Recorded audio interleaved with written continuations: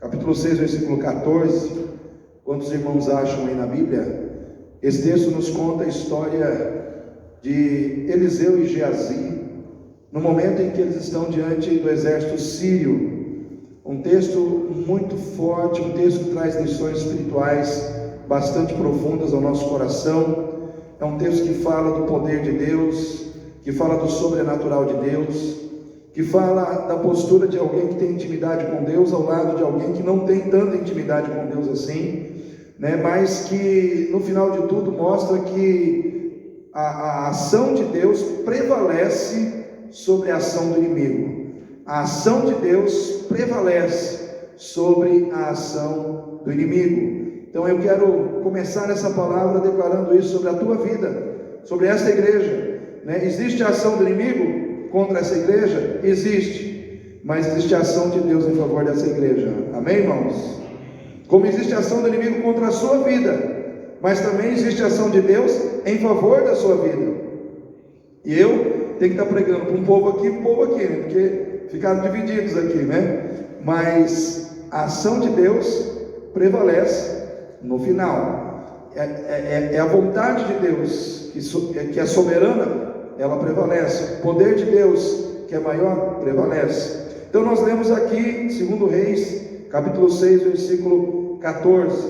Então diz assim: então enviou para lá cavalos e carros e um grande exército, os quais chegaram de noite e cercaram a cidade. E o servo do homem de Deus se levantou muito cedo e saiu, e eis que um exército tinha cercado a cidade com cavalos e carros. Então o seu servo lhe disse: ai, meu senhor, que faremos? E ele disse: não temas, porque mais são os que estão conosco do que os que estão com eles. E orou Eliseu e disse: Senhor, peço-te que lhe abras os olhos, para que veja. E o Senhor abriu os olhos do moço, e viu, e eis que o monte estava cheio de cavalos e carros de fogo em redor de Eliseu. E como desceram a ele, Eliseu orou ao Senhor e disse: fere, peço-te esta gente de cegueira. E feriu-a de cegueira, conforme a palavra de Eliseu. Então Eliseu lhes disse: não é este o caminho, nem é esta a cidade. Segue-me, e guiar-vos-ei ao homem que buscais. E os guiou a Samaria. E sucedeu que, chegando eles a Samaria, disse Eliseu: ó Senhor, abre a estes os olhos, para que vejam. E o Senhor lhes abriu os olhos, para que vissem, e eis que estavam no meio de Samaria. E quando o rei de Israel os viu, disse a Eliseu: feri-los-ei, meu pai. Mas ele disse: não os ferirás. Feririas tu os que tomaste prisioneiro com a tua espada e com teu arco? Põe-lhes diante pão e água, para que comam e bebam, e se vão ao seu senhor, para o seu senhor. E apresentou-lhes um grande banquete, e comeram e beberam, e os despediu, e foram para o seu senhor, e não entraram mais tropas dos sírios na terra de Israel. Amém, igreja? Olha só, né? Esse Eliseu era um homem cheio do Espírito Santo, era um homem cheio da presença de Deus. É interessante que ele pede porção dobrada do Espírito de Deus que estava sobre Elias.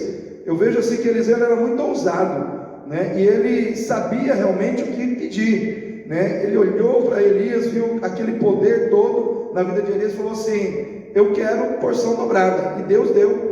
Porque se você comparar, irmãos, a vida de Elias e de Eliseu, você vai ver que na vida de Eliseu tem o dobro das obras do que tinha na vida de Elias. Tudo foi dobrado, as experiências foram dobradas, porque ele pediu que Deus lhe desse porção dobrada. E aqui nesse texto, nesse episódio que nós lemos no capítulo 6, fala do momento quando o exército sírio, à noite, na calada da noite, quando está todo mundo dormindo, quando está todo mundo descansando, quando está todo mundo, vamos dizer assim, desatento ao que está acontecendo, o inimigo cercou o lugar onde eles estavam.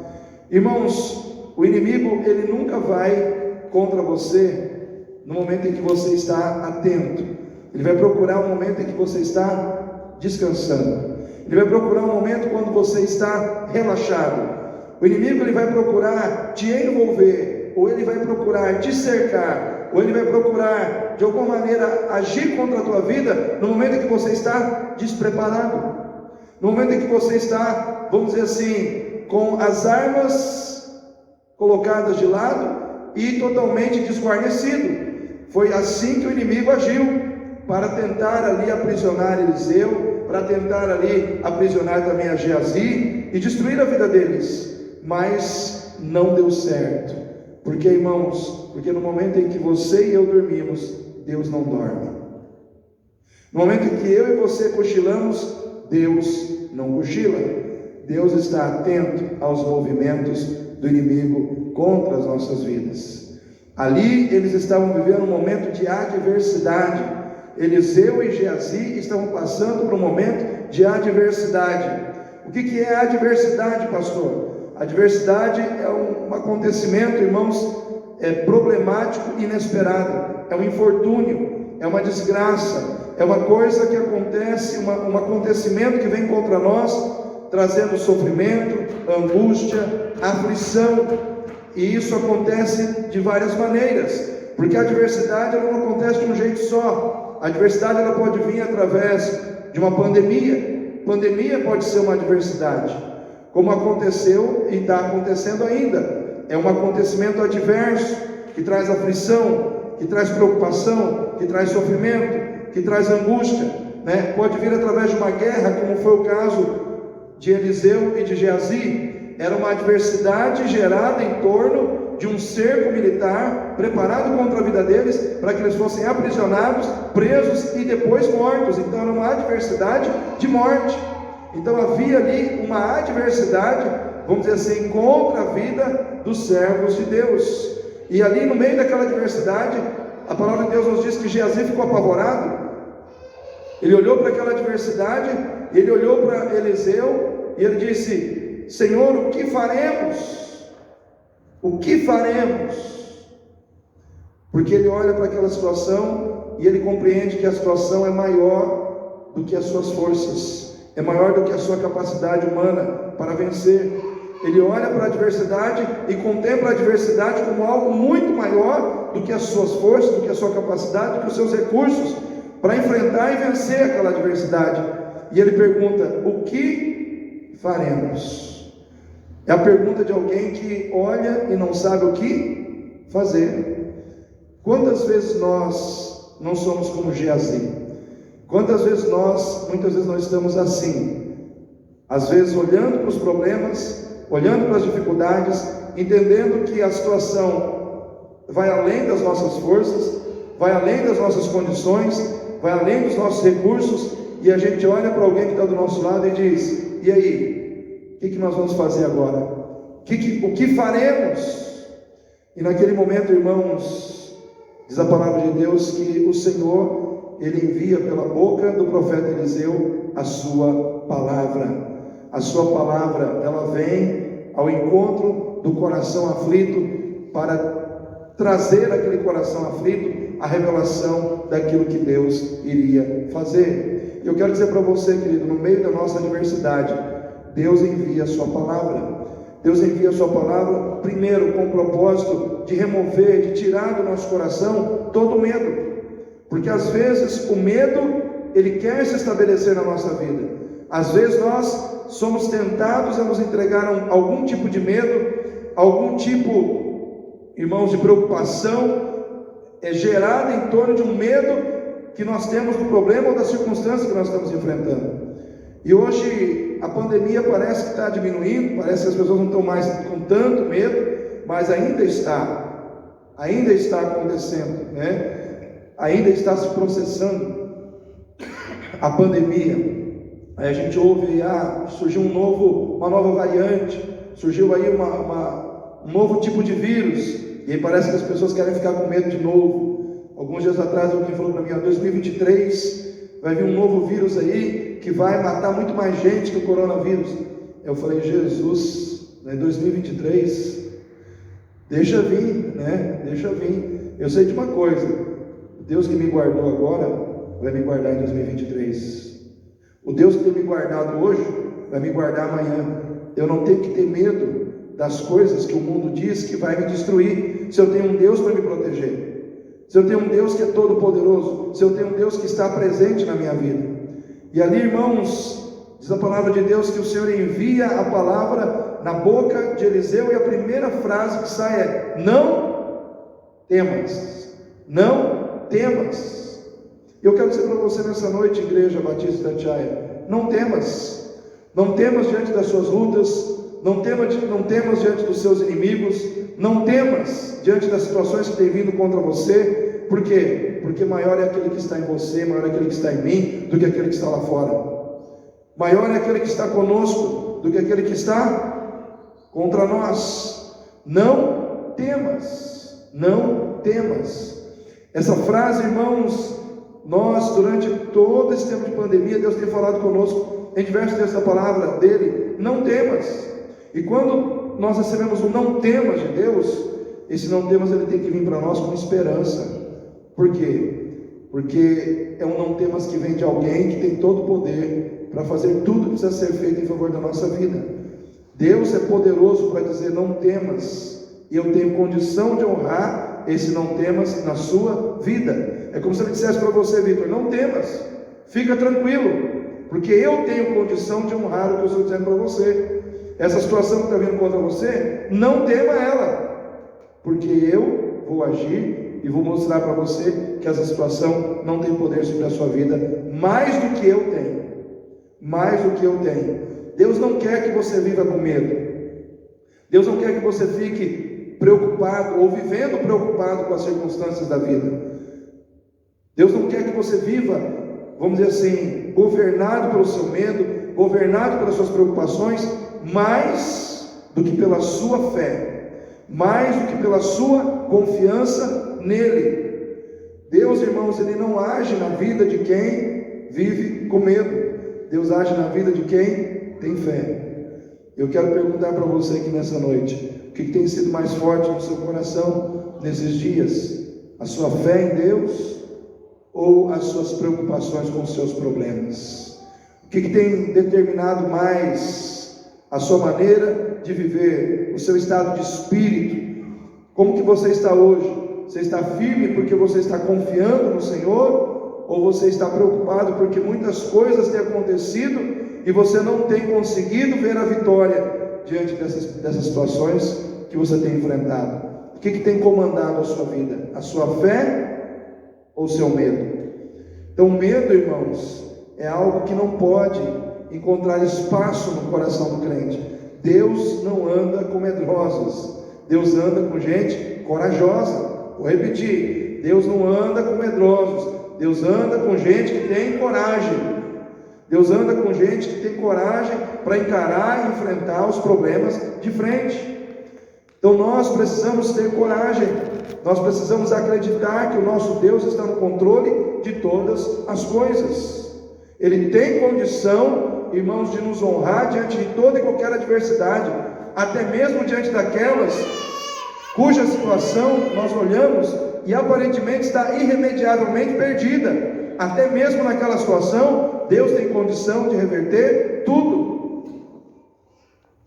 Quem se lembra da viúva de Naim, da cidade de Naim? Vinha lá com um caixão, carregando o filho para enterrar. Para aquela mulher, simplesmente tudo havia acabado, mas só que ela não sabia que no meio do percurso ela ia encontrar com o Senhor da vida.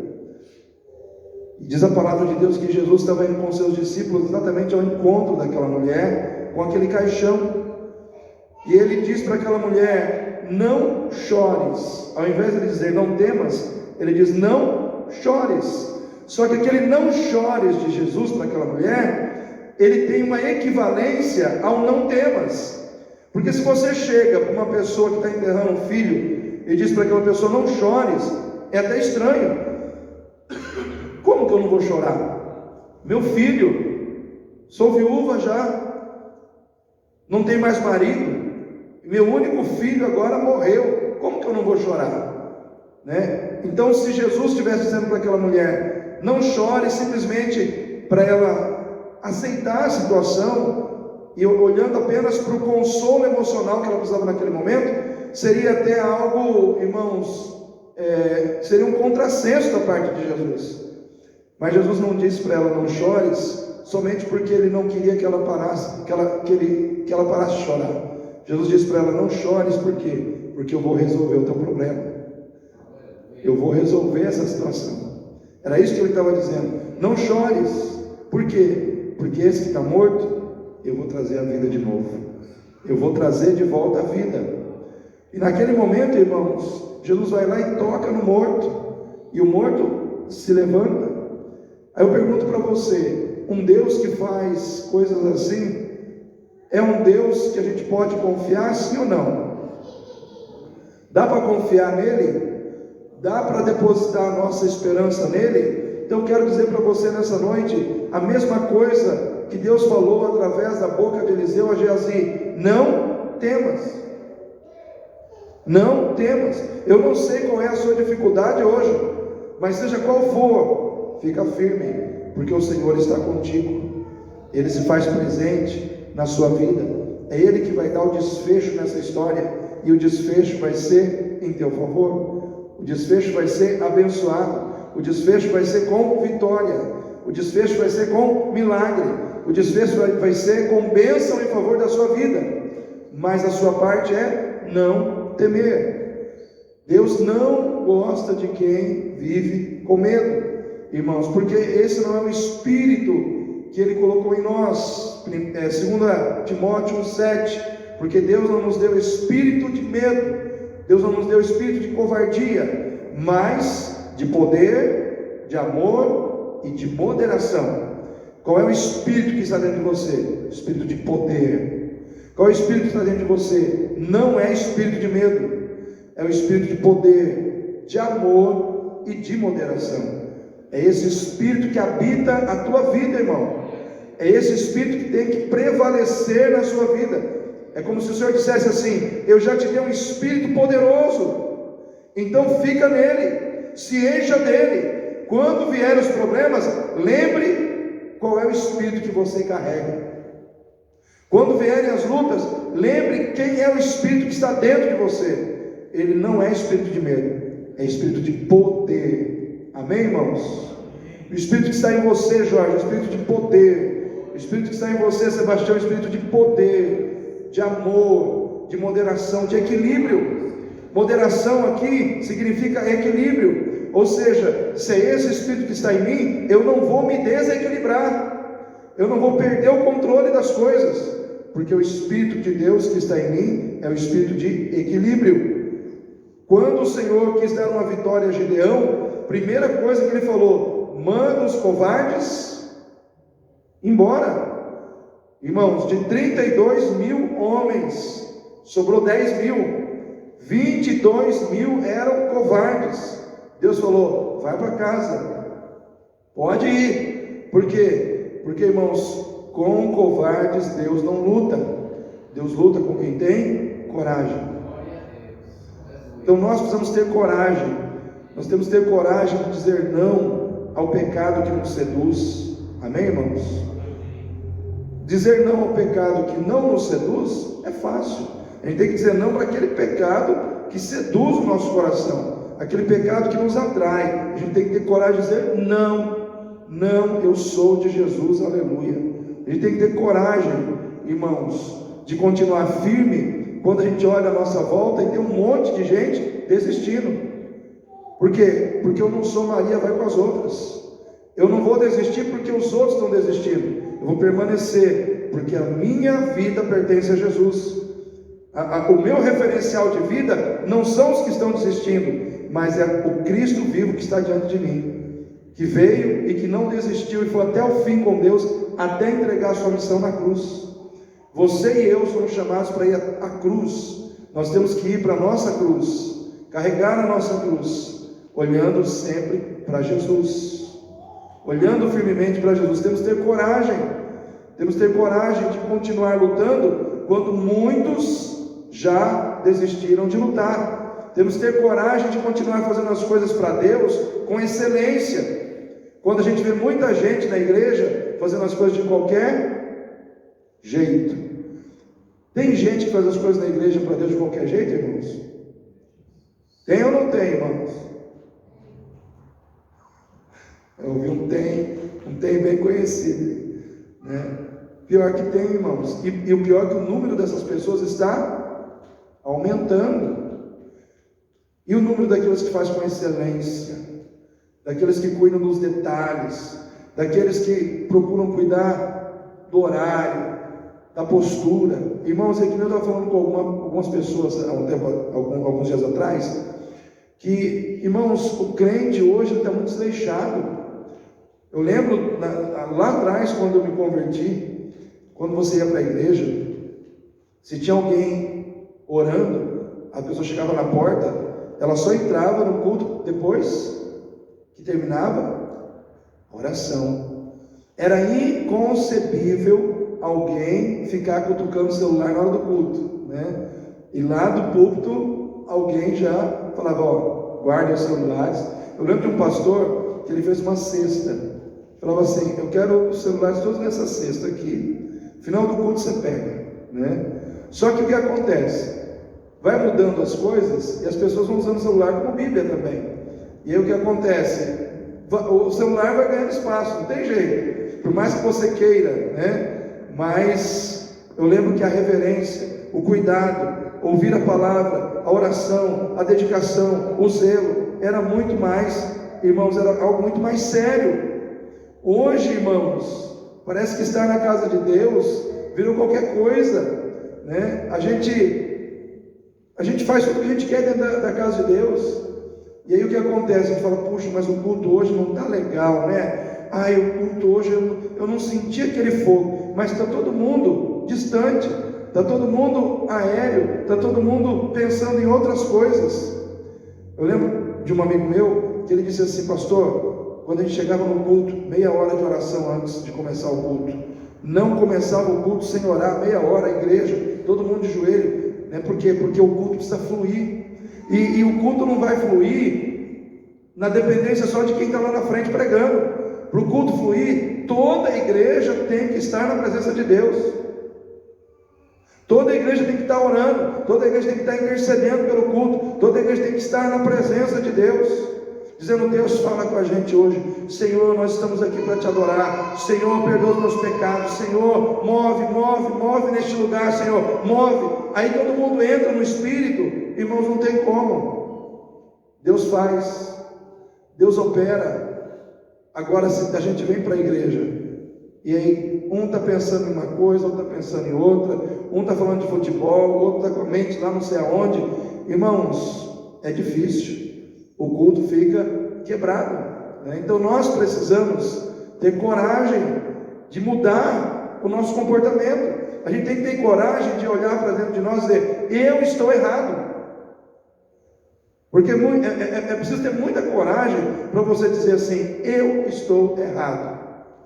A nossa coragem, ela foi muito na outra direção, o outro está errado. A gente gosta de ver o erro nos outros. O erro está no fulano, o erro está no ciclano, mas o erro nunca está na gente. Então, que tipo de coragem a gente precisa? Coragem, muitas vezes, para reconhecer que está errado, precisa mudar de postura, precisa mudar de coração, precisa voltar a ser aquele crente mais dedicado, mais zeloso com as coisas de Deus. Precisamos ter coragem, irmãos, para amar quem não nos ama. Às vezes a gente olha assim e fala, fulano ali não gosta de mim, eu já senti isso, mas eu também não vou gostar dele. Aí ficam os dois, cada um num canto. Não, eu tenho que ter coragem de quebrar isso. Eu tenho que ter coragem de ir lá e abraçar quem não me abraça. Eu tenho que ter coragem de ir lá e me aproximar de quem não se aproxima de mim. Porque, irmãos, como é que eu posso falar do outro se eu estou fazendo a mesma coisa? O fulano é assim, mas eu não faço nada de diferente. Eu não faço nada além do que o outro faz. Eu não tenho direito de falar do outro, porque eu estou no mesmo pé de igualdade. Por isso que a palavra de Deus diz, se a vossa justiça não exceder em muito a dos escribas e dos fariseus, não podereis ver o reino de Deus. Irmãos, a nossa justiça, o nosso amor, a nossa vida com Deus, ela precisa exceder os padrões religiosos, ela precisa ir além. Nós estamos aqui para viver no Espírito e não na religiosidade. Amém, igreja? Porque às vezes você viver na religiosidade é uma coisa que engana o teu coração. Você acha que está tudo certo porque você é uma pessoa que cumpre regras religiosas. Quem falou que Jesus veio pedir isso da gente? Quem falou que Jesus veio pedir para a gente cumprir regras religiosas? Ele disse: se vos amardes uns aos outros, como eu vos amei, sereis meus, o que, irmãos? Discípulos. Você viu que o negócio é mais alto, né? A exigência é mais alta. Então nós precisamos ter coragem, irmãos, precisamos ter coragem. Aqui o Senhor estava falando para Geazi: não tenha medo, tenha coragem. Não deixe o medo ser mais forte do que a sua fé. Não deixe o medo ser mais forte do que a sua coragem. Deus quer coragem de mim e de você. Em algum aspecto da nossa vida, Deus está pedindo de nós mais coragem.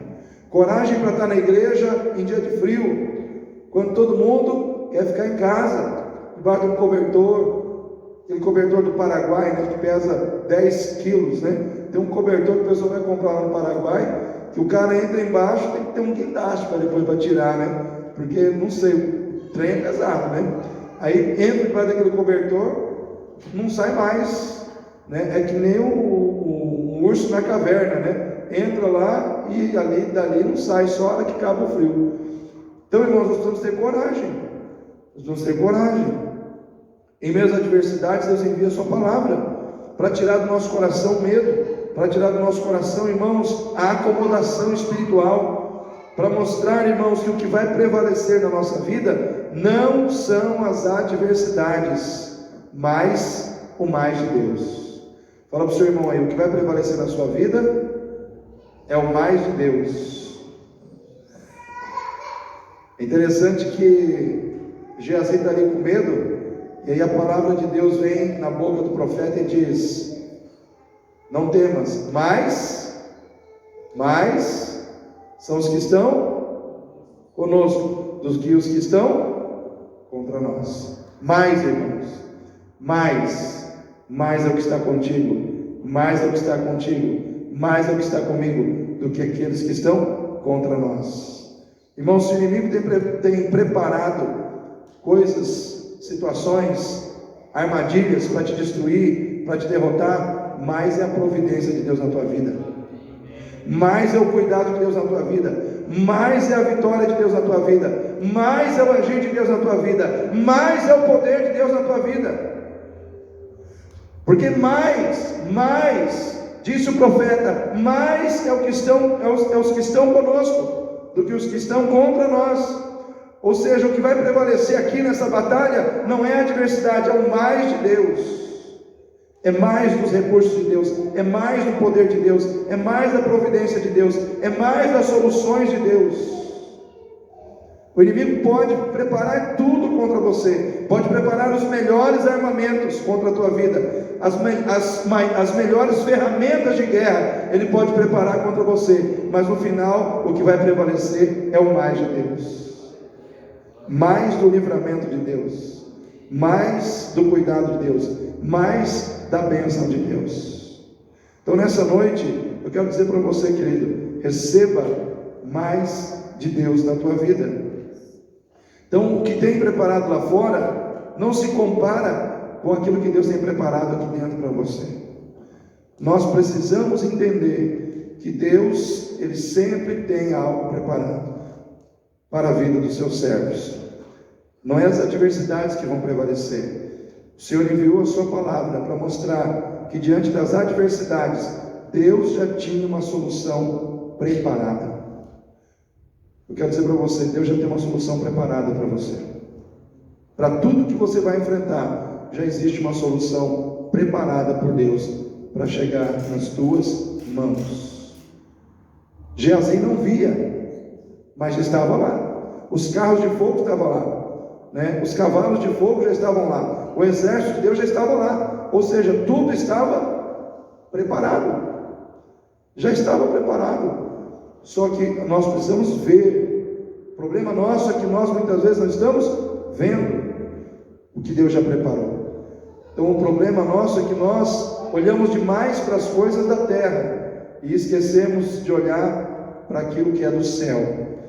Então o interessante aqui, irmãos, é que no momento em que o Senhor começou a mover, Ele mexeu no coração de Eliseu, para que Eliseu começasse a orar por Geazi, para que Geazi abrisse os seus olhos. E aí entra uma outra situação. Eu vejo assim, que Deus muitas vezes, no meio das adversidades, Ele incomoda o coração daqueles que são espirituais, para orarem por aqueles que ainda estão num processo de crescimento, para que essas pessoas abram a sua visão espiritual, para que aqueles que estão sem visão espiritual possam abrir a sua visão espiritual e ver além do que tem visto. O problema, irmãos, de Geazi é que a visão espiritual dele estava fechada, e ele não conseguia ver o trabalhar de Deus em favor da sua vida. Tem gente que quando está passando por um problema, só vê o diabo, é o diabo, né?